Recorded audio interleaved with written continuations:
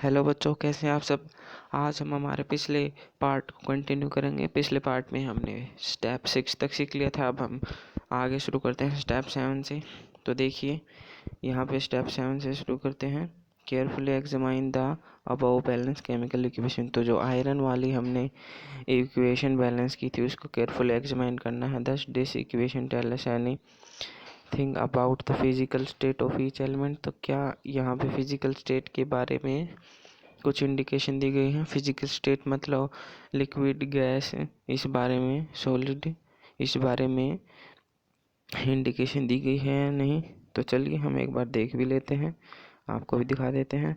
तो ये जो इक्वेशन है ये वाली, देखिए यहाँ पे कोई फिजिकल स्टेट की इंडिकेशन नहीं दी गई है। हमें आयरन का नहीं पता कि सॉलिड है या लिक्विड है, वाटर का नहीं पता सॉलिड है या लिक्विड है। तो चलिए देखते हैं आगे क्या दे रखा है। To make the equation more informative. तो इक्वेशन को मोर इन्फॉर्मेटिव बनाने के लिए हम उसकी फिजिकल स्टेट को प्रोडक्ट और रिएक्टेंट्स में ऐड करते हैं। तो चलिए देखते हैं किस प्रकार से होंगे। The gaseous, liquid, aqueous and solid state of reactants and product are represented bye.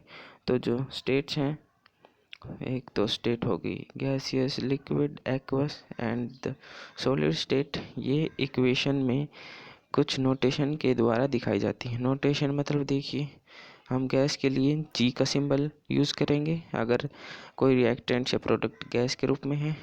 Liquid में एल का प्रयोग करेंगे, एक्वस में ए क्यू और सॉलिड का एस। तो ये हमें स्मॉल लेटर्स दिखाने हैं, जैसे कि जी इस प्रकार से, एल ये हो गया एंड ये ए क्यू एंड ये सॉलिड। आप ऐसे नहीं कि ऐसा बड़ा जी लिख देंगे, ऐसे बड़ा एस लिख देंगे, तो ये जो बड़ा है ये गलत हो जाएगा। आपको इस प्रकार से लिखना है। तो चलिए अब देखते हैं आगे। तो जो अपने यहाँ अपनी वर्ड इक्वेशन थी, मतलब जो ये इक्वेशन थी हमारी Fe+H2O वाली, तो अब देखिए इसमें फिजिकल स्टेट भी मेंशन कर दी गई है। यहाँ पे दिया गया है कि FeS मतलब Fe सॉलिड में है, H2O गैसियस फॉर्म में रिएक्ट कर रहा है। यहाँ पे Fe3O4, तो ये जो मैग्नेटिक ऑक्साइड जो यहाँ पे प्रोडक्ट के रूप में बना है ये सॉलिड है, और जो हाइड्रोजन है वो भी गैस है, गैसियस फॉर्म में है। तो चलिए अब आगे देखते हैं हम। Note the symbol gas is used with H2O to indicate that in this reaction water is used in form of steam। तो ये आपको दिख जाएगा कि जो वाटर है इसके आगे जी लगा रखा है। जी का मतलब यहाँ पे ये गैसियस फॉर्म में रिएक्ट कर रहा है, ना कि लिक्विड फॉर्म में। और यहाँ पे आपको एक कन्फ्यूजन ज़रूर होगी कि ये लिक्विड और एक्वस में फ़र्क क्या होता है। चलिए कोई दिक्कत नहीं, मैं समझा दूंगा लिक्विड और एक्वस में फ़र्क। तो देखिए यहाँ से the word equation is return if reactants.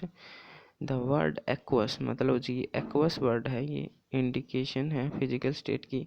ये हम जब लिखते हैं जब reactants and product are present in solution in water. तो जब इनका सॉल्यूशन प्रेजेंट होगा और वो वाटर में प्रेजेंट होगा, वाटर में जब भी रिएक्टेंट्स और प्रोडक्ट प्रेजेंट होंगे तो वहाँ पे आप लिखेंगे एक्वस, ना कि लिक्विड। ठीक है, आ गया होगा, उम्मीद है आपको समझ में आ गया होगा। चलिए अब आगे देखते हैं। Sometimes the chemical condition such as temperature, pressure and catalyst. तो जो समटाइम्स मतलब कभी कभी फिजिकल स्टेट के अलावा हम टेम्परेचर, प्रेशर, कैटलिस्ट की प्रेजेंस ये भी दिखा देते हैं एरो के ऊपर और नीचे। तो चलिए देखते हैं कुछ एग्जांपल इसके। ये कार्बन मोनोऑक्साइड, हाइड्रोजन, यहाँ पे ये फिजिकल स्टेट तो दे ही रखी है जी, और यहाँ पे ये एल। तो ये जो एटमॉस्फेरिक प्रेशर है, जितने एटमॉस्फेरिक प्रेशर पे ये रिएक्शन हो रहा है, तो यहाँ पे इंडिकेटेड कर दिया, वो मतलब वो इंडिकेट कर दिया। चलिए अब आगे देखते हैं अगला रिएक्शन। तो अगला रिएक्शन आपको पढ़ते ही कुछ दिमाग में आ रहा होगा, ये है फोटोसिंथेसिस वाला रिएक्शन। तो ये सनलाइट और क्लोरोफिल की प्रेजेंस में हो रहा है। तो इस प्रकार से आप एरो के यहाँ पे सनलाइट और यहाँ पे क्लोरोफिल लिख सकते हैं। और ये प्रोडक्ट के रूप में फॉर्म हो रहा है। ये बैलेंस केमिकल इक्वेशन है। तो चलिए अब आगे देखते हैं। Using this step you can balance equation. तो आप ये जो स्टेप्स हैं हमने अभी पढ़े हैं, तो इससे आप केमिकल इक्वेशन को बैलेंस कर सकते हैं। तो चलिए अब आगे देखते हैं। क्वेश्चन की मैं एक अलग वीडियो बना दूंगा, उसको ज़रूर देखिएगा आप। चलिए चिंता मत कीजिएगा, क्वेश्चन की वीडियो भी जल्द आएगी। तो चलिए अब देखते हैं टाइप ऑफ रिएक्शन। तो यहाँ पे हमारे रिएक्शंस के टाइप आ गए। तो देखते हैं type of reaction. We have learnt in class 9th that during a chemical reaction atoms of one element do not change into those another element। तो हम क्लास 9th में पढ़ चुके हैं कि एक एलिमेंट के जो एटम है वो दूसरे एलिमेंट के एटम में चेंज नहीं होते। ऐसा नहीं कि आपने आयरन को रिएक्ट करवाया और आपको मिल रहा वहाँ पे सल्फ़र। आयरन को रिएक्ट किया तो आपको प्रोडक्ट में आयरन ही या फिर आयरन का कोई कंपाउंड मिलेगा। ऐसे नहीं कि वहाँ पे कोई और एलिमेंट आ जाएगा। और आगे देखते हैं नॉट डू एटम डिसअपियर। वो डिसअपियर भी नहीं होते। अगर आपने आयरन को रिएक्ट करवाया है तो प्रोडक्ट में आयरन का कोई कंपाउंड या फिर आयरन फ्री स्टेट में ज़रूर होगा। डिसअपियर नहीं होता, मतलब वो डिसअपियर नहीं होता। From the mixture appear elsewhere. Actually chemical reaction involve breaking and making of bonds. तो जो केमिकल रिएक्शन है वो एक्चुअल में क्या करता है, breaking and making of bonds. तो बॉन्ड्स बनाता है। बॉन्ड्स आप 3rd and 4th चैप्टर में पढ़ेंगे। तो बॉन्ड्स होती क्या है, देखिए कि अब यहाँ पे सोडियम के पास है 10 इलेक्ट्रॉन्स। तो इसको अपना सेल पूरा करने के लिए 1 इलेक्ट्रॉन चाहिए, 1 इलेक्ट्रॉन इसको चाहिए। और क्लोरीन के पास है, नहीं क्लोरीन नहीं, यहाँ पे उसका एग्जाम्पल लेंगे हम यहाँ पे एग्जाम्पल लेंगे। हाँ, तो यहाँ पे हम एग्जाम्पल लेते हैं, देखिए सोडियम एंड क्लोरीन का। तो सोडियम का एटॉमिक नंबर होता है 11। तो इसको 1 इलेक्ट्रॉन फालतू है, अगर ये इसको छोड़ देगा मतलब डिस्चार्ज कर देगा इसको, तो इसका ऑक्टेट कंप्लीट हो जाएगा। और ये जो क्लोरीन है Cl, इसको 1 इलेक्ट्रॉन चाहिए यहाँ पे। तो ये हम अगर इन दोनों को रिएक्ट करवाएंगे तो इसका छोड़ा हुआ इलेक्ट्रॉन ये गेन कर लेगा। तो इस प्रकार से इनके बीच में एक बॉन्ड बन जाएगी। तो समझ गए होंगे आप बॉन्ड क्या होती है। तो चलिए अब आगे देखते हैं रिएक्शंस के टाइप। पहला टाइप है हमारा कॉम्बिनेशन रिएक्शन। यहाँ पे एक एक्टिविटी दी गई है, take small amount of calcium oxide. तो हमें कैल्शियम ऑक्साइड की थोड़ी सी अमाउंट लेनी है, देखिए यहाँ पे ले रखी है। स्लोली ऐड वाटर, तो इसमें हमें वाटर ऐड करना है। टच द बीकर, आपको बीकर अब टच करना है।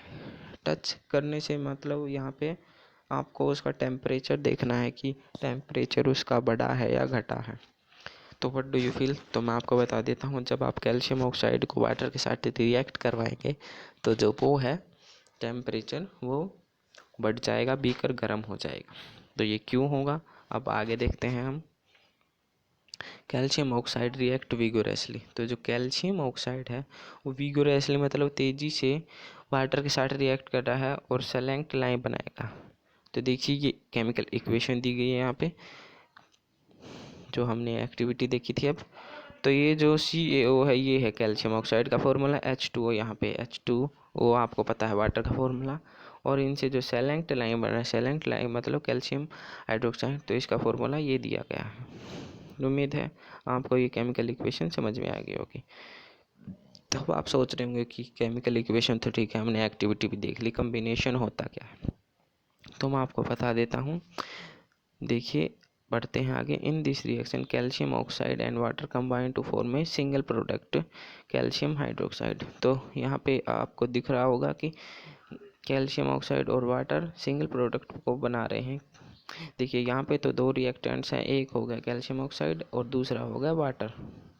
लेकिन जब ये प्रोडक्ट बना रहा है तो इस खाली एक ही प्रोडक्ट बना रहा है, ना ही कोई यहाँ पे कोई गैस है ना ही कुछ और है, यहाँ पे कुछ नहीं है। तो देखिए अब आप single product is formed from 2 or more reactants is known as combination reaction. तो जो कम्बिनेशन रिएक्शन होता है उसमें 2, 3, 4, 5 कितने भी रिएक्टेंट्स रिएक्ट कर लें, लेकिन उनसे जो प्रोडक्ट फॉर्म होगा वो केवल एक ही होगा। जैसे कि यहाँ पे कोई रिएक्टेंट्स है, ये मैंने इसको किसी और रिएक्टेंट के साथ रिएक्ट करवा दिया। चलो फिर एक और ले लेते हैं, और इनसे जो प्रोडक्ट फॉर्म होगा वो खाली एक ही होगा। यहाँ पे तो 3 है रिएक्टेंट्स, लेकिन जब प्रोडक्ट बन रहा है तो वो एक ही बन रहा है। तो यहाँ से आपको कॉम्बिनेशन रिएक्शन की डेफिनेशन समझ में आ गई होगी। चलिए अब आगे देखते हैं।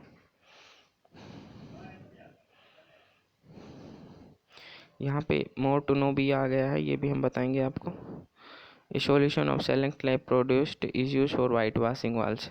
तो जो हम सफ़ेदी करते हैं वो वाइट वॉशिंग कहलाती है, और जो सेलेक्ट लाइम इस रिएक्शन में प्रोडक्ट के रूप में फॉर्म हुआ था, तो ये सफ़ेदी करने के लिए, वाइट वॉशिंग करने के लिए हमारे काम आता है, हमारे घर की या किसी भी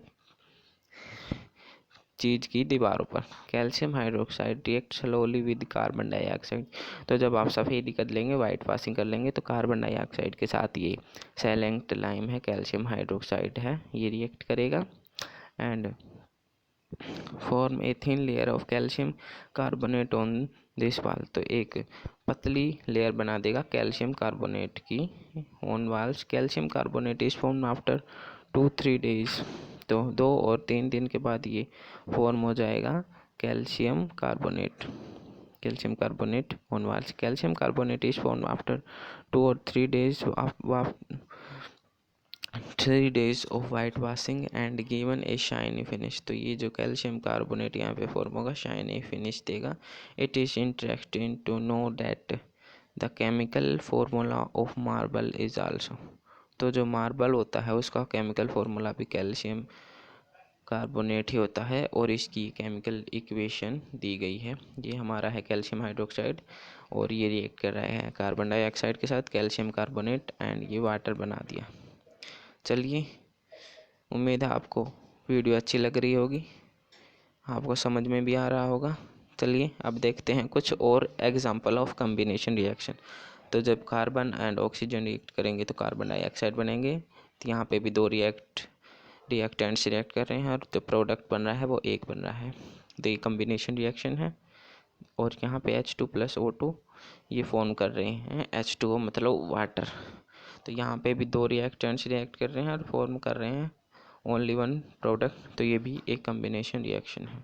तो चलिए, in simple language we can say that when 2 or more substance element compound combine to form a single product of reaction is called combination reaction। अब आपको कॉम्बिनेशन बिल्कुल अच्छी प्रकार से समझ में आ गया होगा। अगर आप इसकी डेफिनेशन देखना चाहते हैं तो यहाँ से लिख सकते हैं आप, यहाँ से कर लीजिए, when 2 or more substance react element compound combine to form a single product, the reaction is called combination reaction। तो यहाँ से यहाँ तक आप कॉम्बिनेशन रिएक्शन की डेफिनेशन और ये एग्जाम्पल है, और पीछे वाला एग्जाम्पल भी लिख सकते हैं आप। पीछे 2 हैं, सेलेनिक लाइम और कैल्शियम कार्बोनेट का, वो भी लिख सकते हैं। तो चलिए अब आगे देखते हैं।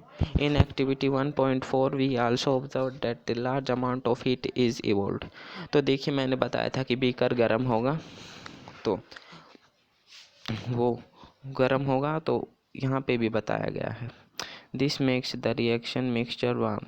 तो ये उसको गर्म कर देगा मिक्सचर को। Reaction in which heat is release. तो यहाँ पे एक और प्रकार का रिएक्शन आ गया। तो जिस भी रिएक्शन में हीट रिलीज्ड होती है, हीट रिलीज्ड का मतलब हमने रिएक्टेंट्स रिएक्ट करवा दिए, रिएक्टेंट्स रिएक्ट कर रहे हैं, लेकिन जब वो रिएक्ट कर रहे हैं तो उसमें हीट प्रोड्यूस होगी, हीट निकलेगी। जैसे किसी बीकर या फिर कोई कंटेनर में हमने रिएक्ट करवाया रिएक्टेंट्स को, तो कभी कभी वो गर्म हो जाते हैं, हीट उनमें इवोल्व मतलब निकलने लग जाती है। तो इस प्रकार के रिएक्शन जिनमें हीट इवोल्व होती है मतलब बाहर निकलती है, वो होते हैं एक्सोथर्मिक। तो देखिए, यहाँ से आप डेफिनेशन देख सकते हैं। Reaction in which heat is released evolve कुछ भी कह सकते हैं, along with the formation of product. तो हीट भी प्रोड्यूस हो रही है और प्रोडक्ट भी फॉर्म हो रहा है। तो इस प्रकार का जो रिएक्शन होता है वो होता है एक्सोथर्मिक रिएक्शन। तो ये यहाँ से यहाँ तक आप कर लीजिएगा एक्सोथर्मिक रिएक्शन की डेफिनेशन। अब हम एक्सोथर्मिक के कुछ एग्जांपल भी देख लेते हैं। तो चलिए, यहाँ पे दिया गया है बर्निंग ऑफ नेचुरल गैस। तो नेचुरल गैस फॉर्मूला यहाँ पे जी के फॉर्म में है। जी यहाँ पे गैस की इंडिकेशन दे रहा है। ऑक्सीजन के साथ रिएक्ट करना है, मतलब किसी भी चीज़ का कंबशन होगा, कोई जलाएगा, कोई भी चीज़ जल रही है तो वो ऑक्सीजन के साथ रिएक्ट कर रही है। तो ये जी है गैस, और ये बना रहा है कार्बन डाइऑक्साइड एंड वाटर। तो ये सारे फिजिकल स्टेट दी गई है जी से, तो मतलब ये सारे गैस के फॉर्म में ही रिएक्ट कर रहे हैं। तो अब आगे देखते हैं। Do you know that the respiration is also an exothermic reaction. तो एक्सोथर्मिक आपने पढ़ा था कि जिसमें हीट रिलीज होती है। तो क्या आपको पता है कि हमारा जो रोज़ का सांस लेना है, हर वक्त सांस लेना है, रिस्पिरेशन, वो भी एक एक्सोथर्मिक रिएक्शन है। अगर आपको इस बात पे विश्वास नहीं हो रहा तो आप अपना हाथ अपनी नाक या अपने मुंह के आगे लाकर देखिए कि आपको कैसा फील हो रहा है। आपको वहाँ पे गर्म फील होगा, आपको वहाँ पे ऐसा लगेगा कि हीट रिलीज हो रही है। तो इससे हमें पता चलता है कि ये एक्सोथर्मिक है। लेकिन अगर आपको क्वेश्चन आ जाए कि why do we consider that the respiration is an exothermic process, तो देखिए यहाँ पे हम आपको पूरी एक्सप्लेनेशन बताएंगे विद द केमिकल इक्वेशन। तो देखिए, पढ़ते हैं।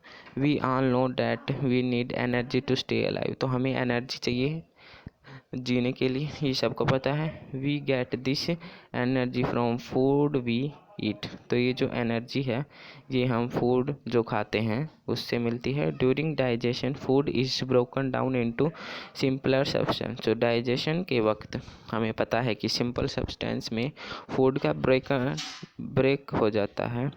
For example rice, potato and bread contain carbohydrate. तो हम जो भी खाते हैं उसमें कार्बोहाइड्रेट होता है, क्योंकि ये एनर्जी प्रोवाइड करता है। तो कार्बोहाइड्रेट होता है।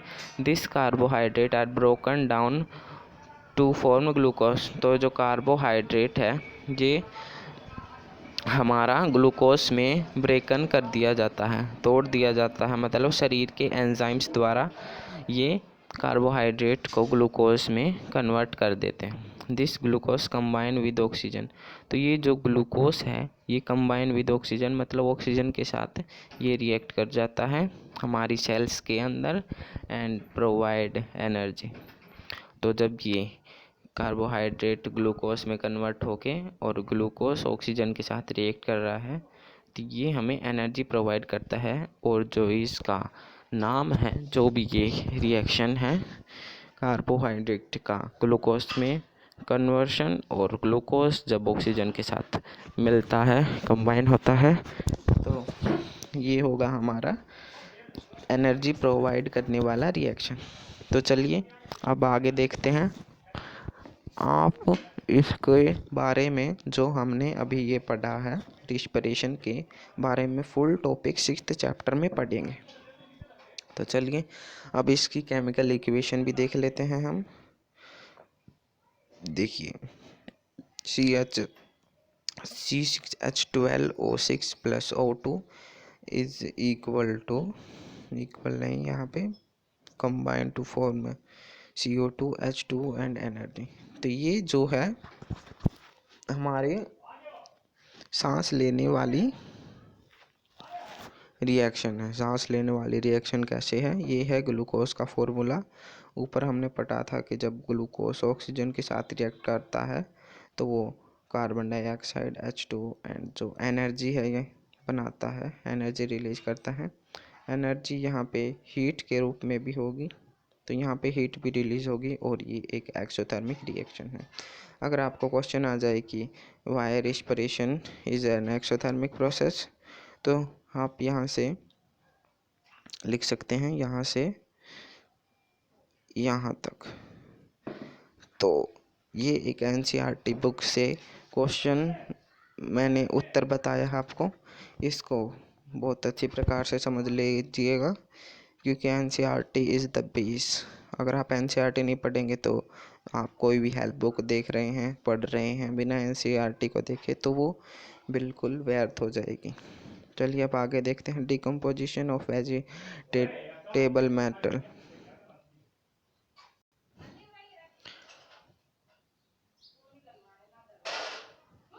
तो जो हमारा decomposition of vegetable matter into compost है, ये भी एक एक्सोथर्मिक रिएक्शन है। आप इसका एग्जांपल भी एक्सोथर्मिक रिएक्शन में लिख सकते हैं। तो चलिए अब हम आगे देखते हैं। अब अगला टाइप है हमारा डिकम्पोजिशन रिएक्शन। तो चलिए देखते हैं डिकम्पोजिशन रिएक्शन को भी हम कवर करेंगे।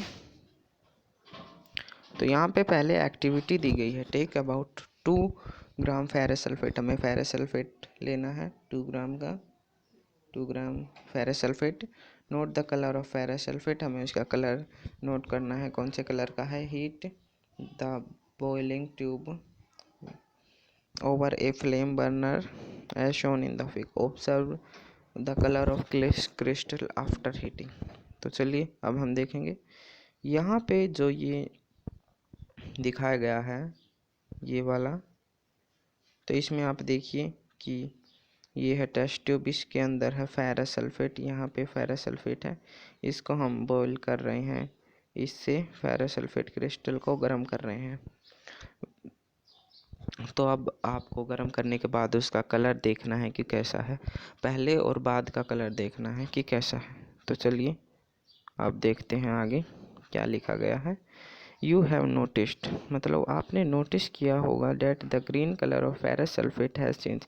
तो जो फेरस सल्फेट का ग्रीन कलर है वो चेंज हो गया होगा। You can also smell the characteristic odour burning of sulphur.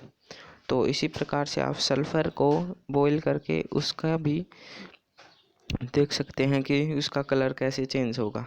तो देखिए यहाँ पे फेरस सल्फेट का कलर पहले ग्रीन था, हीट करने के बाद कुछ कलर में चेंज आ गया।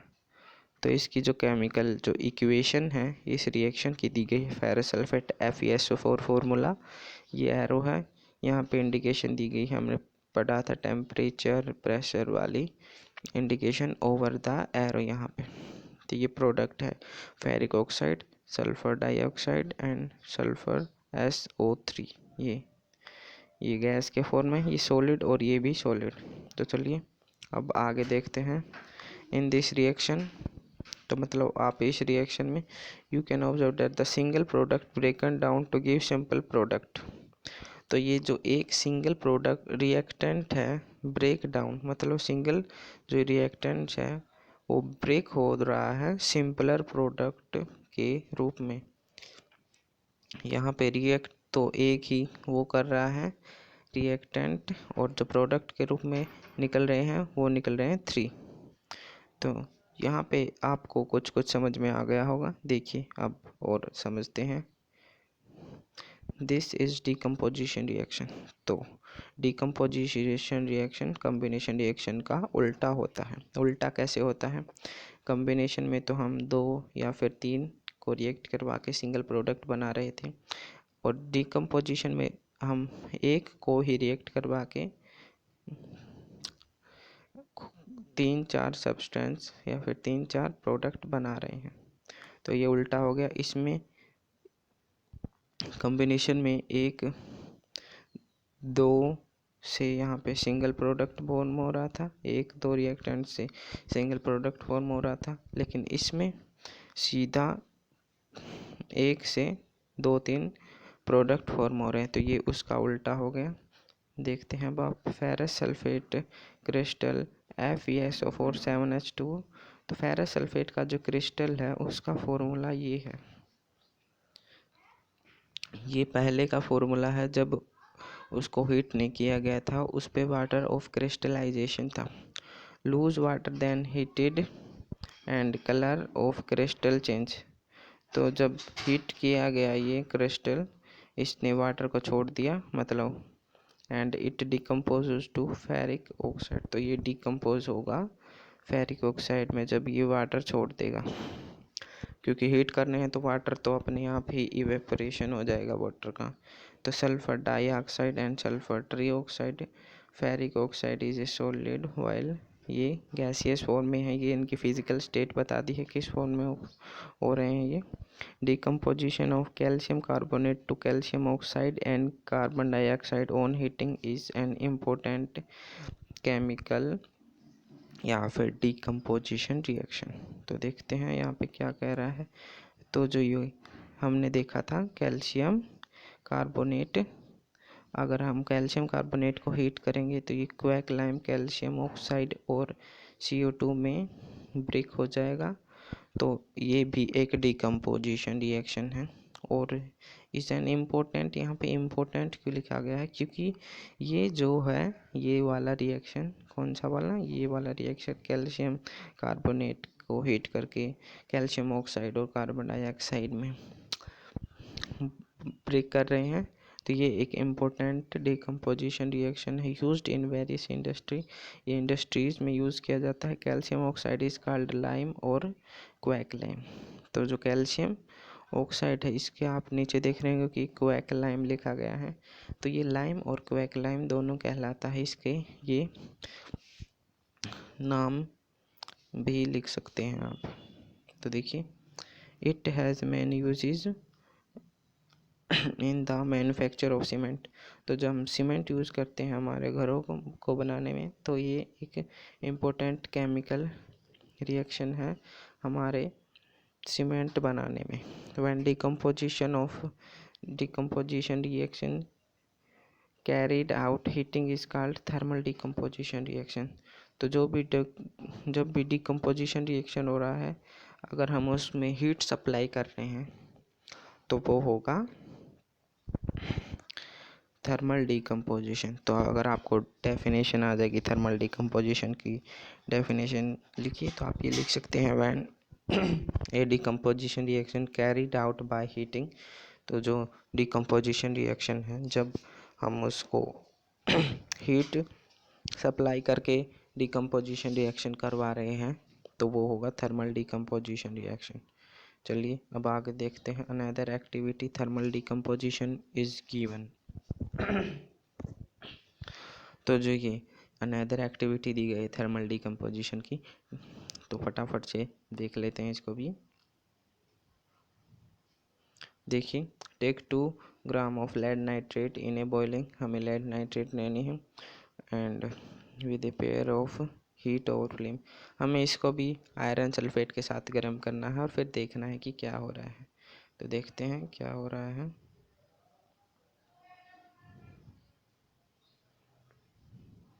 You will observe that the emission of brown fumes. तो यहाँ पे जो भूरे रंग की ब्राउन कलर की फ्लूम निकलेगी जब हम इसको हीट करेंगे। तो देखिए यहाँ पे मैं आपको दिखा भी देता हूँ। जब ये हीट किया जा रहा है लेड नाइट्रेट, यहाँ पे है लेड नाइट्रेट, ये है बर्नर, हम इसको हीट कर रहे हैं। तो ये ब्राउन कलर्स की फ्लूम्स निकल रही है यहाँ पे, ये तो मैंने डाल दी लेकिन यहाँ से पहले से भी हैं ये वाली। तो ये जो है ये लेड नाइट्रेट की है। लेड नाइट्रेट जब गर्म कर रहा है तो ये फ्लूम्स निकल रही हैं और ये फ्लूम्स हैं नाइट्रोजन डाइऑक्साइड की। तो ये कई बार क्वेश्चन आता है कि when lead nitrate is heated which gas evolve which gas released. तो यहाँ पे हम लिख देंगे nitrogen dioxide. The reaction take place is. तो यहाँ पे ये केमिकल इक्वेशन दी गई है उस रिएक्शन की, बैलेंस केमिकल इक्वेशन है ये। देखिए पढ़ते हैं। लेड नाइट्रेट का फॉर्मूला है PbNO3 × 2। यहाँ पे हीट कर रहे हैं तो ये हो गया थर्मल डिकम्पोजिशन। लेड ऑक्साइड में नाइट्रोजन डाइऑक्साइड एंड ऑक्सीजन। तो ब्राउन गैस यहाँ पे है नाइट्रोजन डाइऑक्साइड, ऑक्सीजन भी रिलीज हो रही है, ये भी प्रोडक्ट हो रहा है, लेकिन ब्राउन गैस यहाँ पे ये है। आप ऐसे नहीं कि ऑक्सीजन को भी ब्राउन गैस में लिख देंगे, ऑक्सीजन ब्राउन गैस नहीं है, ब्राउन गैस है नाइट्रोजन डाइऑक्साइड NO2। तो चलिए अब आगे देखते हैं। लेट अस परफॉर्म मोर एक्टिविटी। तो यहाँ पे एक और एक्टिविटी दी गई है, मैं आपको इसका ओवरव्यू बता देता हूँ। इसमें हमें, तो चलिए अब हम हमारी एक्टिविटी देखते हैं। टेक ए प्लास्टिक मग। हमें प्लास्टिक मग लेना है, उसके अंदर 2 छेद करने हैं and insert carbon electrode in these rubber stops as shown in the fig। तो यहाँ पे जो हमें मग लिया है, यहाँ पे हमने 2 होल किए हैं, देखिए यहाँ पे और यहाँ पे। और अब आगे देखते हैं, connect this electron to 6 volt battery. तो ये जो आपको इलेक्ट्रोड्स लगाए हैं, देखिए ये वाले इसको आपको 6 वोल्ट की बैटरी के साथ कनेक्ट करना है। और फिर fill the mug with water, आपको फिर वाटर इसमें भर देना है मग में।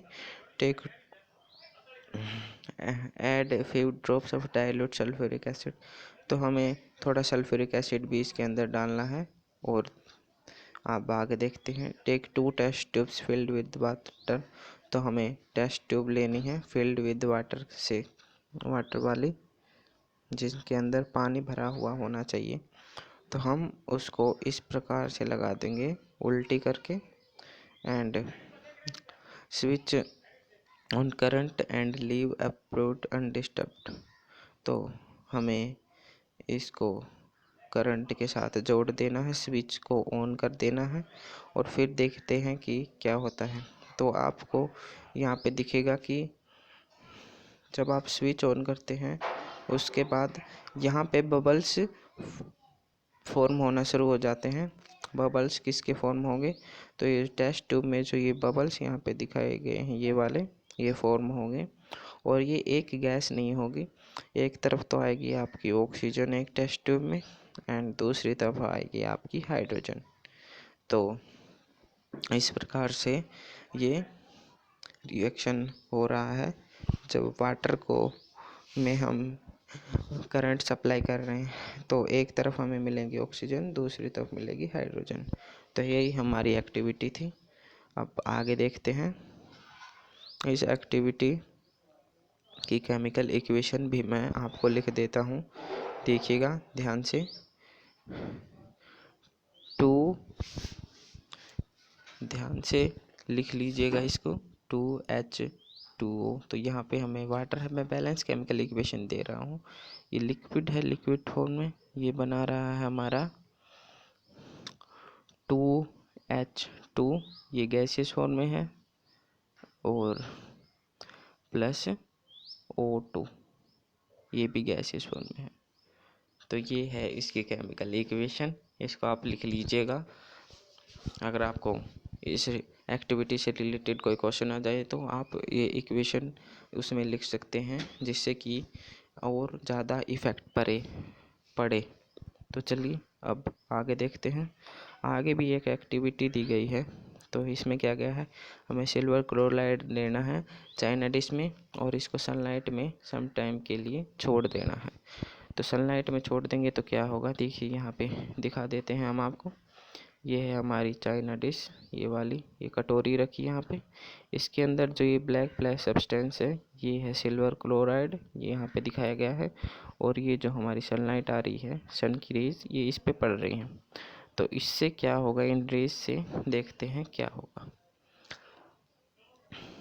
यू विल सी डैट, तो आप देखेंगे, you will see that silver chloride turn grey in sunlight. तो जो सिल्वर क्लोराइड है वो ग्रे हो जाएगी सनलाइट के अंदर। तो पहले उसका कलर कुछ और था, लेकिन जब हमने इसको सनलाइट में छोड़ दिया तो केमिकल रिएक्शन के कारण इसका कलर चेंज हो गया, due to the decomposition of silver chloride into silver and chlorine by light.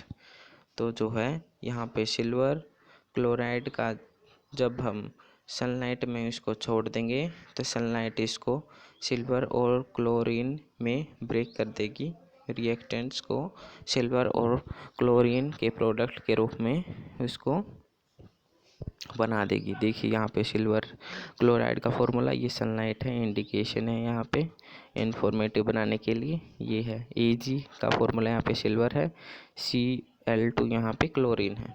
तो ये यहाँ पे भी एक डिकम्पोजिशन रिएक्शन हो रहा है। ये किस टाइप का है, ये है फोटोलिटिक डिकम्पोजिशन रिएक्शन।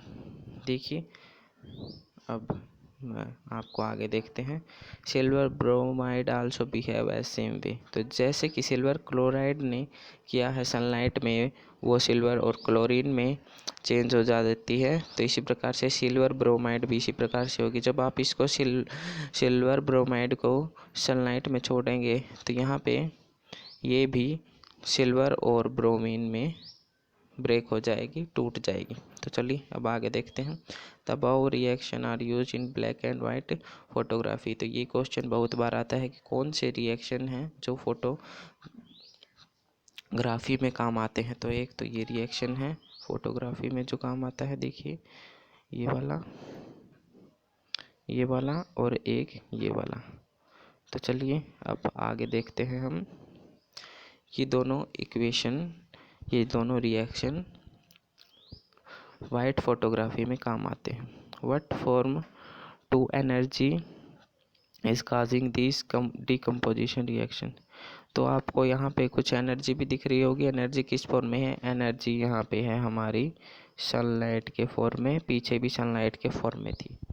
तो what is form of energy, तो यहाँ पे हमें पता है सनलाइट है। We have seen that decomposition reaction require energy in either form of heat light and electricity for breakdown of reactants in which reaction in which heat is absorbed is known as endothermic chemical reaction। तो अब यहाँ पे 3-4 definitions आएंगी, ध्यान से सुनिएगा आप। तो आप यहाँ पे देख रहे होंगे डिकम्पोजिशन रिएक्शन में, मैं आपको दिखा भी देता हूँ। देखिए शुरू से हमारा डिकम्पोजिशन रिएक्शन जहाँ से भी शुरू हुआ था, हाँ तो यहाँ से शुरू हुआ था। ये है फर्स्ट इक्वेशन हमारी डिकम्पोजिशन रिएक्शन की। तो यहाँ पे हमारा हीट हमने यहाँ पे सप्लाई की, हीट इस प्रकार से हमने सप्लाई की। जब हम आगे बढ़े तो यहाँ पे हमने इलेक्ट्रिसिटी सप्लाई की। इलेक्ट्रिसिटी देखिए ये वाली, हमने 6 वोल्ट की बैटरी से इसमें करंट पास किया, यहाँ पे इलेक्ट्रिसिटी सप्लाई की। और जब हम आगे और चले तो यहाँ पे हमने सनलाइट के फॉर्म में एनर्जी सप्लाई की। तो जिस भी रिएक्शन में energy is absorbed, heat is absorbed, is called endothermic reaction. तो देखिए यहाँ पे दिया गया है reaction in which energy is absorbed. तो एक्सोथर्मिक तो वो था जिसमें कोई एनर्जी रिलीज हो रही थी, लेकिन जिसमें एनर्जी हमारी लगती है जैसे कि सनलाइट के फॉर्म में, इलेक्ट्रिसिटी के फॉर्म में और हीट के फॉर्म में, तो इस प्रकार के जो रिएक्शन हैं वो कहलाते हैं एंडोथर्मिक रिएक्शन। तो डिकम्पोजिशन रिएक्शन के 3 पार्ट हैं। देखिए अब आप, थर्मल डिकम्पोजिशन हमने देख लिया था। The decomposition reaction which is carried by heat is called thermal decomposition reaction. And जो भी रिएक्शन है डिकम्पोजिशन रिएक्शन, अगर वो इलेक्ट्रिसिटी सप्लाई करने से हो रहा है तो वो होगा इलेक्ट्रोलाइटिक डिकम्पोजिशन रिएक्शन। एंड जो सनलाइट सप्लाई करने से हो रहा है वो होगा फोटोलाइटिक डिकम्पोजिशन रिएक्शन। तो ये 3 प्रकार हो गए डिकम्पोजिशन रिएक्शन के। चलिए अब हम आगे देखते हैं। ये जो क्वेश्चन है इसकी एक अलग वीडियो मैं बना दूंगा आपके लिए, इसकी टेंशन मत लीजिएगा आप। तो अब हमारा नेक्स्ट आता है डिकम्पोजिशन रिएक्शन। तो चलिए अब आगे देखते हैं। अब हमारा अगला पार्ट है डिस्प्लेसमेंट रिएक्शन। तो डिस्प्लेसमेंट से आप क्या समझते हैं? देखिए फर्स्ट ये है हमारा डिस्प्लेसमेंट रिएक्शन। तो यहाँ पे एक्टिविटी दी गई है 1.9, इसको हम देखेंगे। एक्टिविटी बहुत ज़रूरी होती है, एक्टिविटी में एक भी नहीं छोड़ता। और चैनल्स पे आपको पूरी एक्टिविटी शायद ना मिले, लेकिन मैं एक्टिविटी पूरी प्रकार से बता देता हूँ। तो देखिए टेक ए आयरन इन, हमें आयरन ले लेनी है, इसको क्लीन करना है रबिंग बाय सैंड पेपर। तो किसी भी चीज़ को हम रब कर रहे हैं तो हम उसके ऑक्साइड या फिर कोई उसका जो कंपाउंड है उसको उस पे से हटा रहे हैं। मैग्नीशियम को क्लीन कर रहे थे, मैग्नीशियम ऑक्साइड हटा रहे थे, आयरन को क्लीन कर रहे हैं, आयरन ऑक्साइड हटा रहे हैं। Take two test tube mark as 1 and B, वो ए एंड बी, तो यहाँ पे ए बी हमें टेस्ट ट्यूब लेनी है। उसमें हमें ये कॉपर सल्फेट सॉल्यूशन डालना है 10-10 ml। तो tie two iron nail with a thread and immerse them carefully in copper sulfate solution। तो हमें आयरन को कॉपर सल्फेट के सॉल्यूशन में डालना है बी, और हमें इसको after 20 minute take out the iron nail from the copper sulphate solution. तो हमें 20 मिनट के बाद जो हमने आयरन नेल डाली थी टेस्ट ट्यूब बी में, उसको हम निकाल लेंगे। Compare the intensity blue colour of copper sulphate in A and B. तो देखिए यहाँ पे क्या हो रहा है, टेस्ट ट्यूब थी यहाँ पे ए, टेस्ट ट्यूब थी यहाँ पे बी। तो आयरन की कील हमने यहाँ पे डाल दी इसमें बी में, और 20 मिनट तक दोनों को लेफ्ट कर दिया, मतलब छोड़ दिया। इसमें है खाली कॉपर सल्फेट, इसमें है कॉपर सल्फेट और आयरन। तो अब देखते हैं रिएक्शन में ये रिएक्शन कैसे हो रहा है और इस रिएक्शन में क्या हो रहा है। तो ये देखिए आप, तो देखिए अब हम आगे देखते हैं। Why do iron nail became bluish. तो जो आप देखेंगे कि आयरन नेल है वो brownish in colour and blue colour of copper sulphate fade. तो दिखाते हैं, हम आपको भी दिखा देंगे। जब हम आयरन की नेल है, मतलब जो कील है, उसको कॉपर सल्फेट के सॉल्यूशन में डाल देंगे तो आयरन का नेल का भी रंग बदल जाएगा और कॉपर सल्फेट का भी रंग बदल जाएगा। ये है टेस्ट ट्यूब ए और ये है टेस्ट ट्यूब बी। तो इसको हमने इसमें डाला था, इसमें हमने आयरन नेल नहीं डाली थी। तो जब हम आयरन नेल को इसमें डालेंगे तो इसका भी ब्लू कलर था, लेकिन 20 मिनट के बाद इसका ब्लू कलर हट गया, मतलब फेड हो गया, और आयरन ब्राउनिश कलर में आ गया। तो ये क्यों आ रहा है देखेंगे हम आगे। Blue colour, this is following reaction take place. तो ये जो रिएक्शन है यहाँ पे, ये रिएक्शन हो रहा है, देखिए Fe+CuSO4। Fe यहाँ पे आयरन का फॉर्मूला है, CuSO4 यहाँ पे है कॉपर सल्फेट, और यहाँ पे ये फॉर्म कर रहे हैं FeSO4 iron sulphate and copper. तो आपने एक बात गौर की होगी कि रिएक्शन से पहले रिएक्टेंट्स में कंपाउंड ये है CuSO4, मतलब कॉपर सल्फेट। सल्फेट जो है SO4 यहाँ पे कॉपर के साथ कंबाइन है, लेकिन जब हम प्रोडक्ट को देखते हैं तो आयरन सल्फेट के साथ यहाँ पे कंबाइन है। आयरन ने अपनी जगह यहाँ से उठाकर यहाँ पर ले ली, और ये जो कॉपर है, देखिए आयरन ने कॉपर को कहा कि तू भाई जा, तू निकल यहाँ से, मैं सल्फेट के साथ यहाँ पे कंबाइन होऊंगा, और कॉपर को यहाँ पे बाहर निकाल दिया। देखिए ये कॉपर बेचारा अकेला बैठा है। तो इस प्रकार से आपको समझ में आ गया होगा। तो देखते हैं हम, the reaction in which iron has displaced or removed another element in this reaction iron displace, मतलब आयरन ने डिस्प्लेस कर दिया कॉपर को। डिस्प्लेस कैसे कर दिया कि कॉपर पहले सल्फेट के साथ है, लेकिन रिएक्शन के बाद आयरन सल्फेट के बाद है, तो कॉपर को यहाँ से बाहर निकाल दिया और कॉपर अकेला है यहाँ पे अब।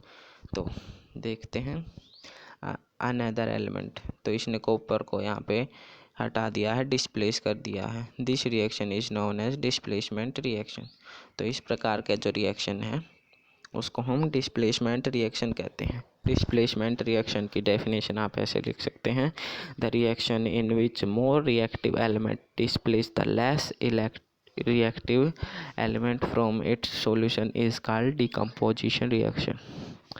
तो देखते हैं अब हम आगे। इन दिस रिएक्शन, तो मतलब जो ये रिएक्शन है, आयरन डिस्प्लेस और remove another element, copper sulphate. This reaction is known as displacement reaction. ये डिस्प्लेसमेंट रिएक्शन है। इसके कुछ और एग्जाम्पल यहाँ पे दिए गए हैं। Zn+ CuSO4 जिंक का यहाँ पे कॉपर सल्फेट के साथ रिएक्शन, तो ZnSO4 आ गया। यहाँ पे कॉपर को फिर से बाहर निकाल दिया। ये है lead Pb+Cu Cl2 copper chloride है। यहाँ पे फिर से कॉपर को यहाँ पे बाहर निकाल दिया और ये लेड यहाँ पे आ गया कॉपर की जगह पे। तो ये है डिस्प्लेसमेंट रिएक्शन। तो फिर से बता देता हूँ डिस्प्लेसमेंट रिएक्शन की definition. The reaction in which more reactive element displace the less reactive element from its solution is called displacement reaction. तो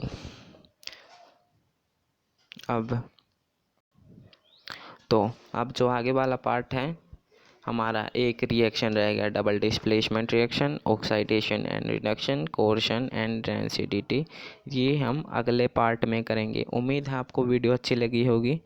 आप सोच रहे होंगे कि मेरी वीडियो थोड़ी लंबी होती हैं, लेकिन अगर आप थोड़ा ज़्यादा टाइम मेरी वीडियोस में लगाएंगे, पूरी देखेंगे, तो आपको बिल्कुल अच्छी प्रकार से क्लियर हो जाएगा कि इस चैप्टर में क्या है। क्योंकि NCERT का पेज बनाना बहुत ज़रूरी होता है। अगर आपको वीडियो अच्छी लगी हो तो लाइक कीजिएगा और सब्सक्राइब कीजिएगा हमारे नए चैनल को। Thank you for watching.